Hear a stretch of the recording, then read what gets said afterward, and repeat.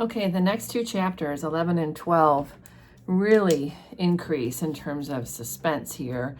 Remember, we're heading towards a resolution because we just had the climax of the story in the previous chapter where we learned all about what happened with the Evermond brothers, who that would have been Charles's father and uncle, and how they mistreated their peasants, and how Dr. Manette got pulled in to their family drama because he was called to take care of the patients, the peasants who became patients at the hands of those two brothers.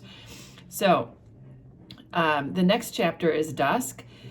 As soon as, and we're back to the moment when Charles has been declared basically guilty. And Lucie's response here is to just utter no sound. She is so much in shock at the news that her husband's going to die, but she's also conflicted internally because she wants to be strong for him.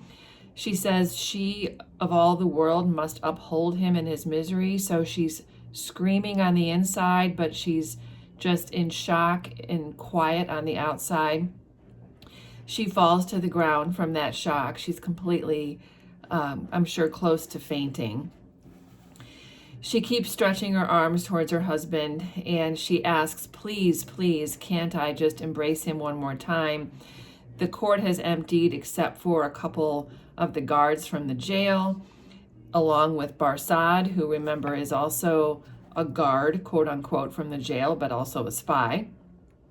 And even though the jail guards say that Lucie should not be embracing Charles, Barsad, who knows more about what's going on, because he's an Englishman and he's a spy, he says, let her embrace him then, just for a moment. There's nobody here. So she runs to Charles, and Charles says, farewell, my dear darling of my soul. And she says she can't bear it, but that she will be supported by God, that she doesn't want Charles to suffer or worry about her. She asked for a parting blessing for little Lucie. And he says, I will kiss you, and then that kiss will be for her too. And then she just doesn't want to leave him. She just another moment. And then she says, we shall not be separated long. I feel that this will break my heart and that she's going to die too. So Lucie is thinking about what happened with her mother when her mother was left what she thought was a widow. She didn't know what happened to her husband, Dr. Manette. She died of heartbreak, and so Lucie's imagining that she too will die of heartbreak and that their little Lucie will be an orphan in the same way that she was. So Dr. Manette comes for her. He's also close to falling on his knees, and Darnay says, no, don't fall on your knees to me. We thank you with all of our hearts, with all of our love and duty, because he has done so much to try and save his life. But Dr. Manette is so upset. He doesn't feel like he's done anything because now, of course, Charles is going to be killed anyway. He has a shriek of anguish. It could not be otherwise, said the prisoner. All things have worked together as they have fallen out. It was the always vain endeavor to discharge my poor mother's trust that first brought my fatal presence near you. Good could never come of such evil. So he's acknowledging here that it is his duty, so to speak, to atone for the sins of his relatives, his father and his uncle, which is exactly what his mother predicted would happen if she couldn't do something to help those people. So finally, Charles is taken away, and Lucie lays her head on her father's chest and tries to speak, and then she just falls. She just faints. So the issuing, then coming from an obscure corner, is Sidney Carton. So Sidney Carton has been there this whole time. He comes out and he picks up Lucie. His arm trembled as it raised her and supported her head, yet there was an air about him that was not all of pity, that had a flush of pride in it. So he's being noble. He's caring for her. This is another example of how Sidney Carton has changed. He says he will carry her out to the carriage. He takes her out there. He puts her tenderly inside the coach. Then when they get home, he carries her up to her room and he lays her down on the couch. So he gets her all the way from the courtyard, or from the courthouse, I'm sorry, to her home. Miss Pross and little Lucy are there, and they're crying over their mother, over little Lucy's mother. And Carton says, don't revive her. Like, let her lay there because she has fainted, because she's in so much pain and she's in such emotional state of stress that she needs to rest. And then I think this is so interesting. Just think back when Lucy's first son, or only son, George, died. He says all these things on his deathbed about kiss Carton for me. Sidney Carton's a wonderful man, something along those lines, poor Carton. Here, little Lucy's doing the same thing. She says, oh, Carton, dear Carton, cried little Lucy, now that you have come, I think you will do something to help Mama, something to save Papa. Oh, look at here, dear Carton. Can you, of all people who love her, bear to see her so? So what the heck? How does little Lucy know that Sidney Carton is in love with her mother? How does little Lucy, who's probably, 10 years old now or something, know that Sidney Carton has a plan to save Darnay? I mean, all of this is very interesting. Just, I think it's consistent, at least, because Dickens has little George saying something similar. And then before Sidney Carton leaves, he says that he would like to kiss Lucy. It was remembered afterwards that when he bent down and touched her face with his lips, he murmured some words, and the child, so little Lucy, who was nearest him, told them afterwards, and told her grandchildren when she was a handsome old lady, that she heard him say, a life you love. So remember back when he first told Lucy that he loved her, he said he would do anything to keep a life she loves beside her. So this is a referral to that. So just make sure that you catch here that little Lucy overhears him say that, and this becomes obviously an important thing that he says, because it's going to be something that she repeats someday as she's old to her grandchildren. Mr. Lorry and Sidney Carton then talk to Dr. Manette, and they say, you had great influence yesterday. You should see if you can still do anything. And, please just try. So Sidney Carton here is definitely recognizing that there might be one last ditch effort here that Dr. Manette could make to actually save Darnay. And he says, Dr. Manette says, I will not rest a moment. And then he says, that's well. I have known such energy as yours do great things before. Now, though never, he added, with a smile and a sigh together, such great things as this. But try, of little worth as life is when we misuse it, it is worth the effort. It would cost nothing to lay down if it were not. So he's saying we have to try absolutely everything. And it's logical to ask yourself, why is Carton so insistent that Dr. Manette give it one more try? We don't have to answer that question. I think it's just important to think about it. And Dr. Manette says, I will go to the prosecutor and the president right now.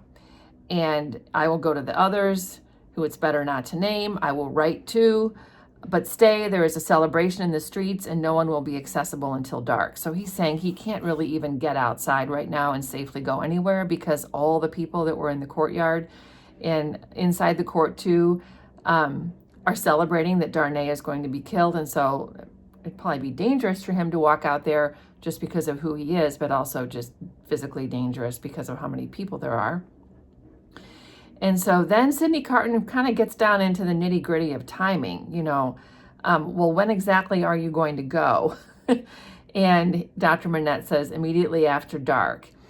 And then he says, within an hour or two from this is when he would plan to go. And then Sidney Carton pins that down as being like 4 o'clock, because that's when it would be getting dark. So we're definitely in the more wintry fall months.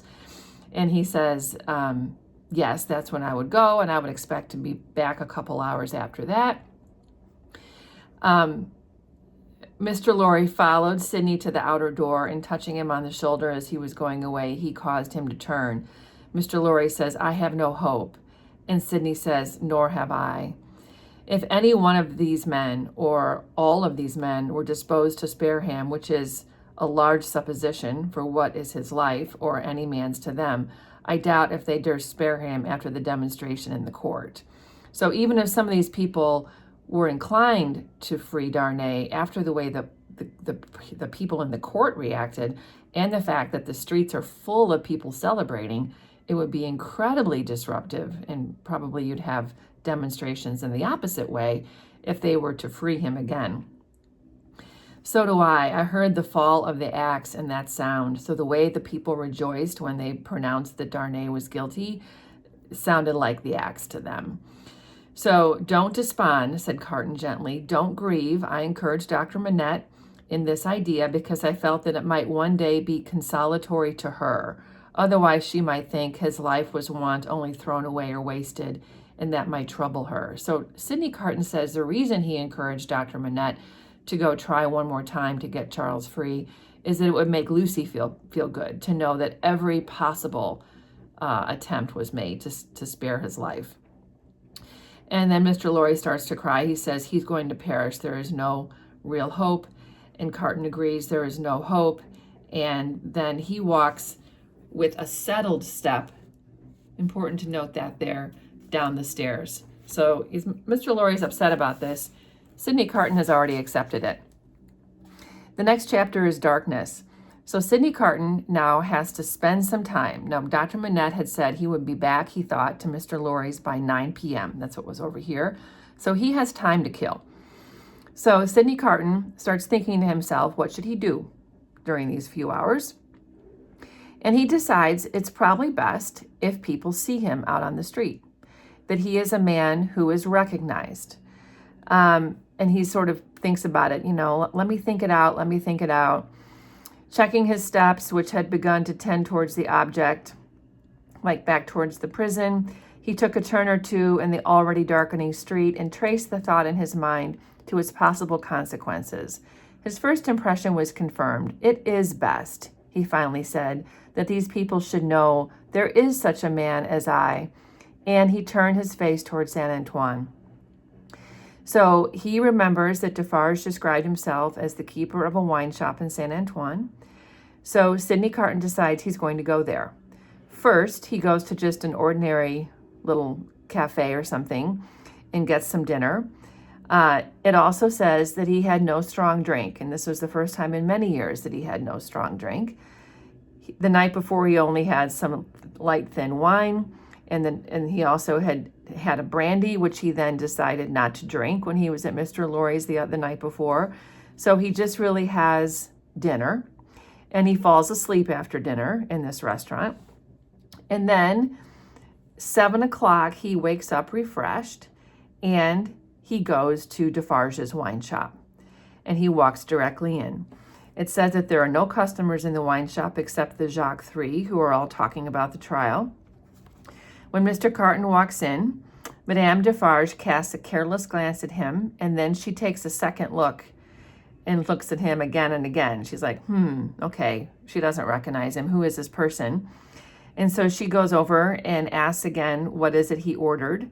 And he repeats that he'd ordered a small glass of wine. And then she says English. So even though Sidney Carton does say he's speaking in French, she recognizes that he has an English accent. She's so perceptive. And Sidney Carton says, yes, I am English. And then when she goes back to the counter, she says quietly that he looks so much like Evermond, meaning he looks so much like Charles Darnay. And Defarge brings him the wine and says, good evening. And then he goes back and he acknowledges to his wife that, yes, he does look a little bit like him. But then the the Jacques Three say, well, maybe he looks a lot like Darnay because you're thinking about Darnay. We just spent the morning, looking at Darnay in the courtroom, and we're thinking about him because he's finally been sentenced to death. But actually, we all know he does look like Darnay. So Carton here is pretending to read, but he's actually listening to what they're saying. And they're discussing the revolution and who they are going to be killing next. And Jacques 3 says, it's true what Madame says, why stop? There is great force in that, why stop? And Monsieur Defarge says, well, one must stop somewhere. The question is where? And Madame says, at extermination. And Jacques 3 say, yes, that's great. And the Vengeance also says, yes, that's great. And Defarge says, extermination is a good doctrine, but in general, I say nothing against it. But this doctor has suffered much. You have seen him today. You have observed his face when the paper was read. So we can infer that what they're talking about is not just having Darnay killed, but having Dr. Manette killed. And, that's what they're discussing. Like, should you stop at Darnay or should we kill the rest of the people associated with him? And Madame Defarge, as we can guess, wants to kill wants to kill Dr. Manette. And Madame says, I have observed his face. Yes, I have observed his face. It is not the face of a true friend of the Republic, is what she believes in Dr. Manette, because obviously he's devoted to Darnay. And you have observed, my wife, says Monsieur Defarge, the anguish of his daughter, which must be a dreadful anguish to him. So remember, she's French-born, Lucie is. And Madame says, yes, I have observed his daughter more times than one. I have observed her today. I've observed her other days in the court, on the street by the prison. Remember, she saw her kissing up to the window. Let me but lift my finger, and then she lets it fall like an axe. And the Jacques 3 all say, oh, the citizeness is superb, and the Vengeance praises her. She's an angel. And Madame Defarge said, if it depended on thee, which happily it does not, thou wouldst rescue this man even now. So this is drawing a line in the sand. Madame Defarge is really telling her husband, like, you are not really a true revolutionary. I'm the one making the decisions here. If you were in charge, Darnay would be released, is what she's saying. And Defarge says, no. Like, he's like offended by what she's saying about him. Not if to lift this glass would do it, but I would leave the matter there. I say stop there. So he's saying, no, I would not release Darnay, but I would certainly not kill Dr. Manette and Lucie, is what he's saying. See you then, Jacques, said Madame Defarge, and see you too, my little Vengeance. And she goes on to say, I have this race a long time on my register. So these people have been in her register for a long time, not just Charles Darnay. Ask my husband if this is so. It is so, said Defarge. In the beginning of the great days when the Bastille fell, he finds this paper of today, meaning the letter that was read in court that Dr. Manette had wrote, and he brings it home, and in the middle of the night, when the place is clear and shut, we read it right here in the wine shop. And Defarge says, this is true. Like, we read the letter together when everybody had gone to bed and we were alone in the wine shop. And we learned something really shocking here. Madame Defarge tells them that when they read that letter, that she told her husband that it was her who was brought up among the fishermen of the seashore, and that the peasant family that was injured by the Evermonds was actually her family. That the sister who was wounded by, that the sister who died was her sister, that the brother who died from the stab wound was her brother, that the husband who died was her sister's husband. So remember that the brother took a younger sister away so that the Evermonds couldn't get to her. It turns out that Madame Defarge is that younger sister. So this was the younger sister that Charles's mother was hoping to find so that she could atone for her husband's sins and help that woman, or young woman. Well, it turns out that was Madame Defarge. So this is a huge discovery. Now we know why she's so ruthless. She is, avenging the deaths of her entire family, is what she's doing. So Monsieur Defarge admits that, yes, all of this is true. So she's like, don't tell me where to stop. She will kill as many people as she wants to. So Sidney Carton hears all this. And so he finally gets up to leave.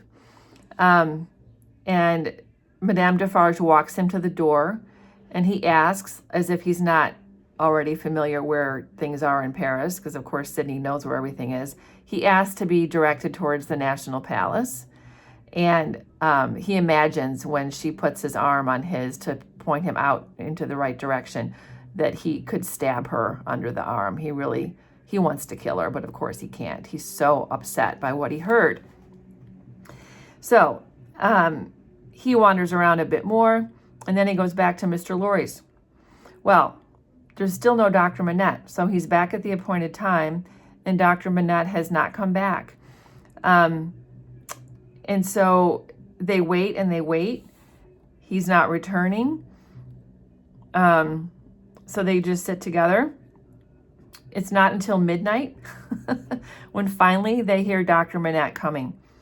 So in he comes. He's on the staircase, and they hear him walking up the stairs, and they don't really know whether he's just been walking around all night upset, or if he's actually been trying to talk to people this whole time.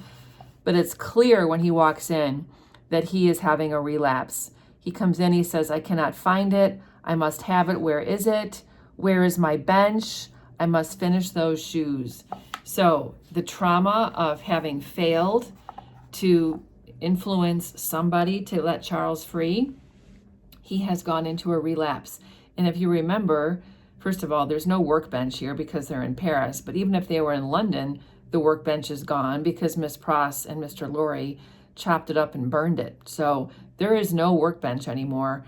And so what are they going to do with him? He's completely out of his mind.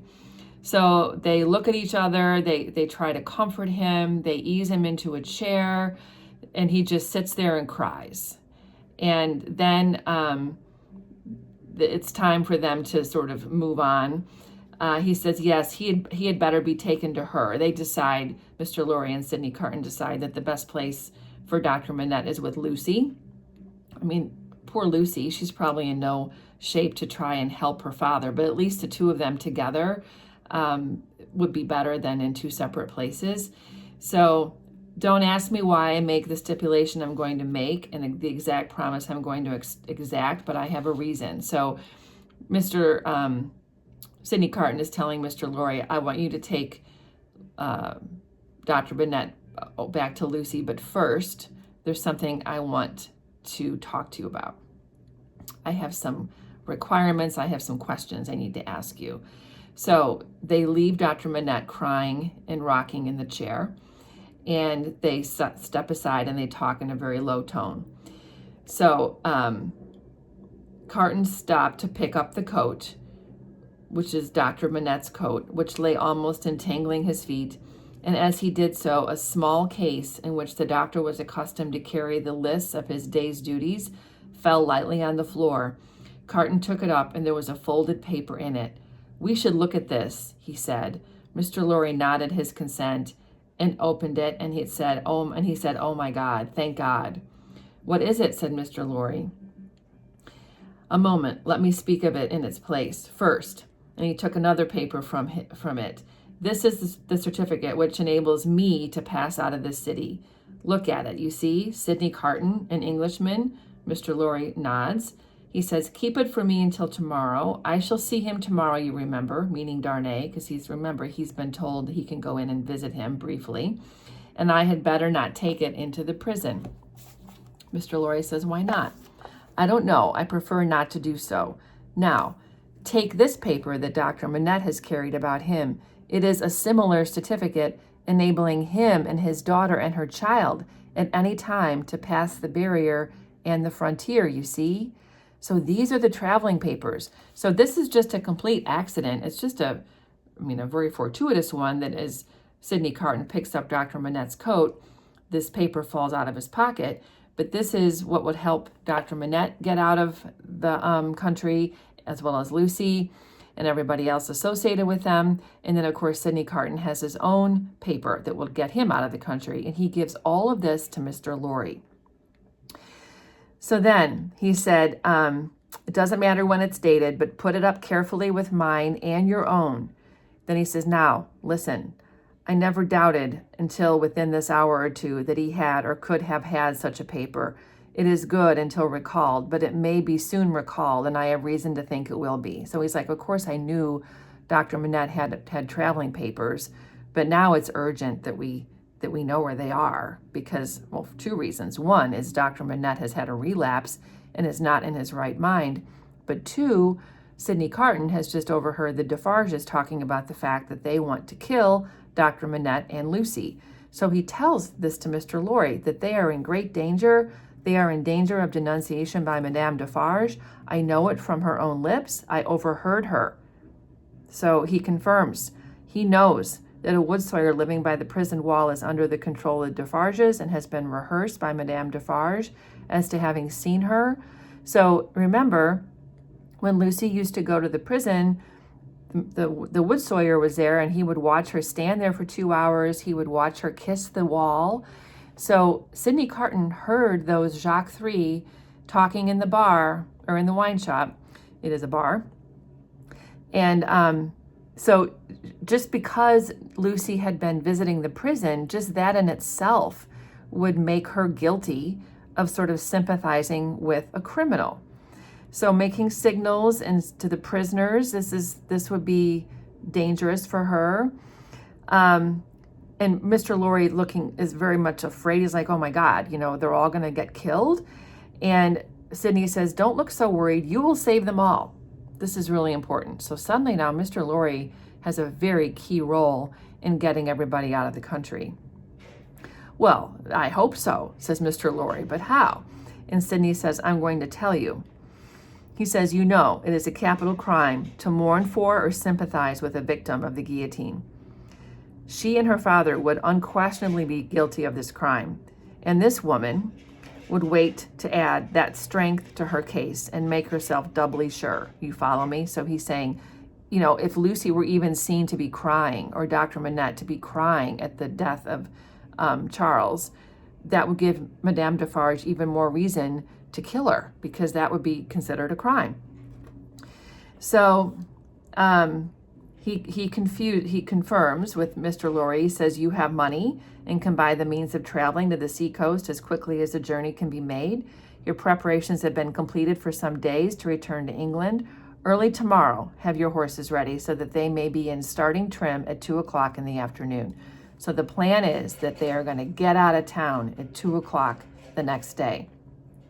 Mr. Lorry's all excited. It shall be done. Remember, just a chapter or two before, he and Sidney Carton were talking about the fact that Mr. Lorry was ready to go back to London, that he was done with his banking business and could leave. So now he's going to be leaving with Lucie and Dr. Manette and little Lucie and Miss Pross, the whole group. So he says, Sidney Carton says, you are a noble heart.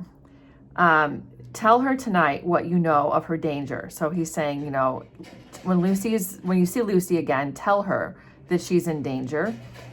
Both her and her father and little Lucie are in danger.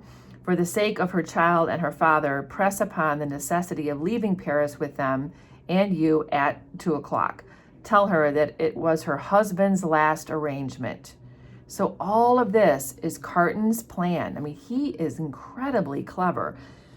We know Sidney Carton is clever just because in the middle of that trial, way back at the beginning of the book, he figured out how to get Charles Darnay free by pointing out that he looked so much like him. So here he has literally hatched this entire plan, how to get everybody out of the city by 2 o'clock the next day. So he says, quietly and steadily have all these arrangements made in the courtyard here, even to the taking of your own seat in the carriage.